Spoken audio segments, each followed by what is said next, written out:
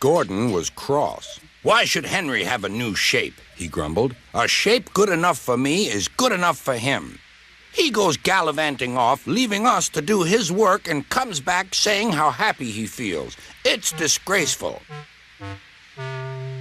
And there's another thing. Henry whistles too much. No respectable engine ever whistles loudly at stations. It isn't wrong, but we just don't do it." Poor Henry didn't feel happy anymore. "Never mind," whispered Percy. "I'm glad you're home again. I like your whistling." "Goodbye, Henry," called Gordon. "We're glad to have you with us again, but remember what I said." Later, Henry stopped at Edward's station. "Hello, Henry," said Edward.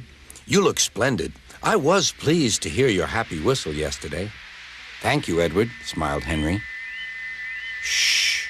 Can you hear something?" "It sounds like Gordon," said Edward, "and it ought to be Gordon. But Gordon never whistled like that." It was Gordon. He came rushing down the hill at a tremendous rate.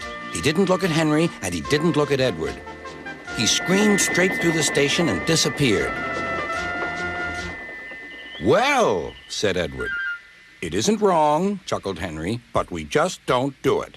And he told Edward what Gordon had said.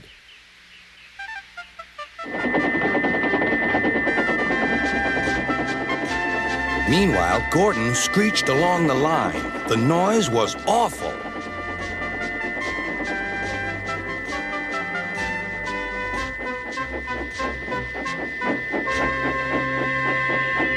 At the station, everyone covered their ears. Sir Topham Hatt covered his ears, too.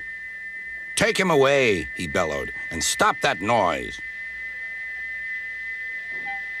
Gordon puffed sadly away, but he wouldn't stop whistling until two fitters climbed up and knocked his whistle valve in place.